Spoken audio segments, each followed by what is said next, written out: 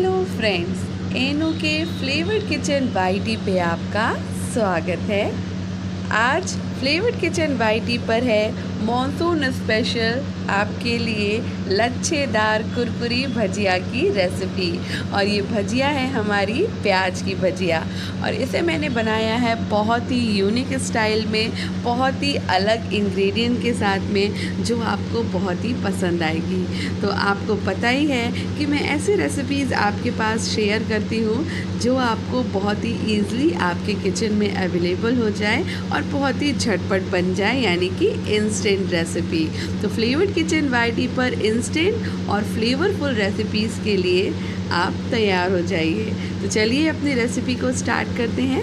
Recipe को start करने से पहले अगर आप मेरे चैनल फ्लेवर्ड किचन वाईटी पर नए हैं तो फ्लेवर्ड किचन वाईटी को सब्सक्राइब करना बिल्कुल मत भूलिए और बेल आइकन को प्रेस ज़रूर करें, ताकि मेरे आगे आने वाले सभी वीडियोस की नोटिफिकेशन आपको मिलती रहे। तो चलिए बनाते हैं लच्छेदार कुरकुरे अपने स्ट्रीट स्टाइल भजिया। तो ये भजिया बनाने के लिए सबसे पहले मैंने जो आपको बताया कि यूनिक स्टाइल में बनाऊँगी, तो ये आज इसका जो बैटर बनेगा वो बनेगा दाल से। तो मैंने यहाँ पर मूँग की दाल ली है, तो आप देख सकते हैं ये धुली हुई मूंग की दाल है, जिसे मैंने 3-4 घंटों के लिए भिगो दिया था। और उसके बाद जब ये अच्छे से सोख हो गई, फूल गई, तो मैंने इसका पेस्ट बना लिया। अगर आपको बहुत जल्दी है तो आप 1 घंटे के लिए गर्म पानी में दाल को भिगो दीजिए, तो ये अच्छे से सोख हो जाती है और उसके बाद इसका पेस्ट बना सकते हैं। और अब हमें यहाँ पर चाहिए थोड़ी सी चटपटाहट के लिए हरी मिर्च, हरा धनिया, और मैंने यहाँ पर ली है अजवाइन। इन सब से फ्लेवर ना भजिया का और भी ज़्यादा इंक्रीज़ कर जाता है, यानी बहुत बढ़ जाता है। तो अब क्या करना है, हमने एक बाउल लेना है और अपना ये दाल का पेस्ट जो हमने मूंग की दाल से पेस्ट बनाया है वो हम डाल देंगे। और अब उसमें डालने वाले हैं हम अपनी हरी मिर्च। तो हमने ना बेसन से भजिया बहुत सारी खाई है, और लच्छेदार भजिया भी आपने बेसन से बहुत खाई होगी, पर लच्छेदार प्याज को ना ऐसे दाल में ना दाल के पेस्ट में बना कर देखिएगा, बहुत ही मस्त लगती है। तो अब क्या करना है, हमने दाल ली, हरी मिर्च डाली, धनिया डाल दिया और अपनी अब ये अजवाइन डाल दी है। अजवाइन हमारे डाइजेशन में बहुत अच्छा रोल प्ले करती है। जैसे मूंग की दाल हमारा बहुत अच्छा सोर्स है एक प्रोटीन का, सबसे ज़्यादा ताकत मूंग की दाल में ही होती है, वैसे ही हमारा अजवाइन, और ये फिर गया हींग। हींग भी हमें बहुत अच्छा जो है ना डाइजेशन में बहुत ज़्यादा फ़ायदा करती है। तो भजिया की भजिया हो जाएगी और अपने पेट को भी हम अपना अच्छा रखेंगे, तो इसलिए हींग और अजवाइन का इस्तेमाल करिए। और उसके बाद स्वाद अनुसार नमक डालिए, और उसके बाद इस सारे पेस्ट को बहुत अच्छे से ना फेंट लीजिए। आप चाहें तो विस्कर की मदद से फेंट लीजिए, नहीं तो ऐसे स्पून की मदद से फेंट लीजिए, नहीं तो हाथ से फेंटने का जो एक अलग ही तरीका है ना, मम्मी तो मेरी ज़्यादातर हाथ से ही फेंटती है, उन्हें तो हाथ की पिटी हुई दाल ज़्यादा समझ आती है। तो बस ऐसे कस कस के अच्छे से गोल गोल घुमा के फेंट लीजिए और ये एकदम फ्लफ़ी हो जाती है। तो अब ये हमारा दाल वाला पेस्ट बन के तैयार हो गया है। तो अब क्या करना है, अब हमें ना प्याज को लच्छों में कट कर लेना है। तो प्याज मैंने लिया, और इसको क्या करना है आपको, जब भी हमें लच्छे तैयार करने ना, तो डायरेक्ट प्याज की स्लाइसेस को आप ना पानी में डालिए। पानी में डालने से क्या होगा, जो इतने इनके जो ये रिंग है ना, ये सारे ईज़ी खुल जाते हैं और बहुत अच्छे से। तो ऐसे ये गोल गोल आप चाहे तो नाइफ़ की मदद से भी इनके ये ऐसे लच्छे बना सकते हो, नहीं तो आप तो क्या करो, मैं आपको टिप देती हूँ, आप जो मशीन होती है ना चिप्स वाली, उससे भी आप इनको ना घिस के निकाल सकते हो, तो बहुत ही एक बराबर निकल जाते हैं।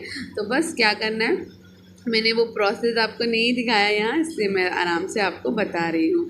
तो बस आपको याद ये रखना है कि डायरेक्ट पानी में इन लच्छों को निकालिए, एकदम अलग अलग हो जाते हैं। और अब इस हमारे दाल वाले बैटर में इनको अच्छे से पूरा एकदम अच्छे से मिला दीजिए। तो बहुत हल्के हाथों से मिलाइएगा, नहीं तो ये लच्छे जो है ना प्याज के वो टूटने लगते हैं, इसलिए बहुत ध्यान से मिलाइए। और इसमें पानी मिलाने की बिल्कुल ज़रूरत नहीं है, क्योंकि दाल में जब हम नमक डालते हैं तो ये ऑलरेडी थोड़ी सी ढीली हो जाती है, और अगर आपने पानी डाल दिया ना तो फिर प्याज से सारी दाल अलग हो जाएगी।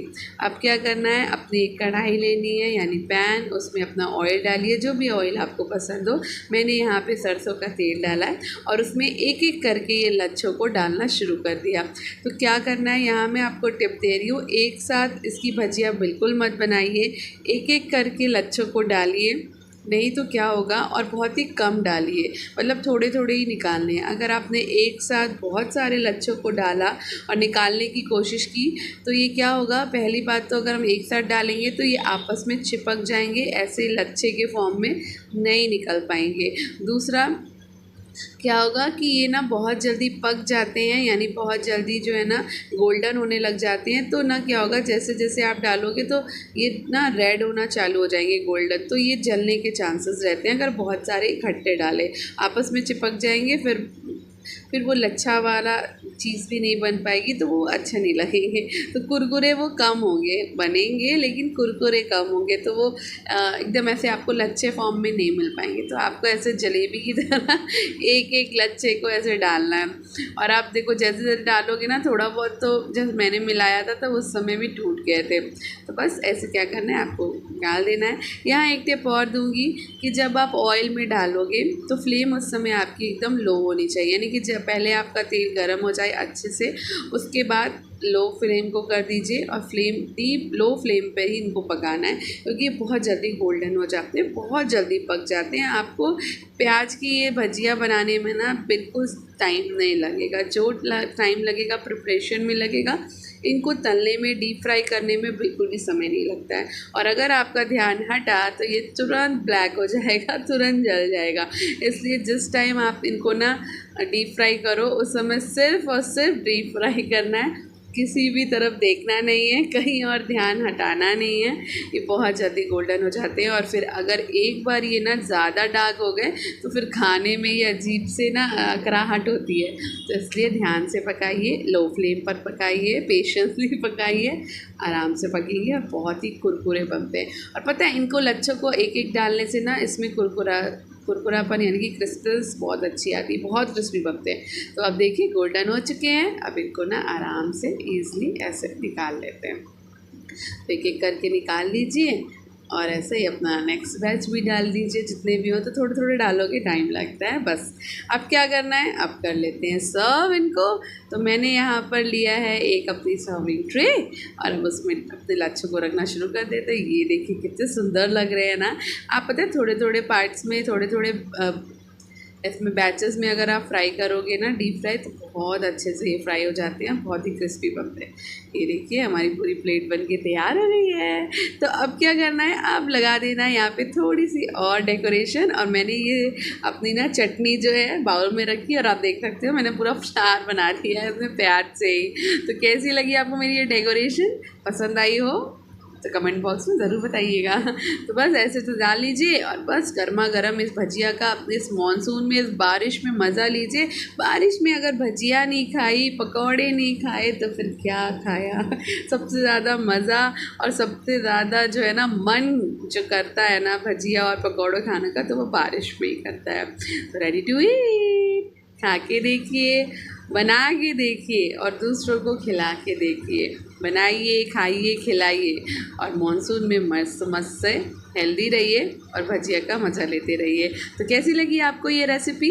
अगर आपको मेरी ये लच्छेदार प्याज की भजिया की रेसिपी पसंद आई हो तो वीडियो को लाइक करिए, शेयर करिए और चैनल फ्लेवर्ड किचन वाईटी के साथ कनेक्टेड रहिए। तो फ्लेवर्ड किचन वाईटी को सब्सक्राइब करिए, कनेक्टेड रहिए और दूसरों के साथ शेयर करिए। कमेंट बॉक्स में मुझे ज़रूर बताइएगा कि आपको मेरी रेसिपीज़ कैसी लगती हैं। Thank you for watching.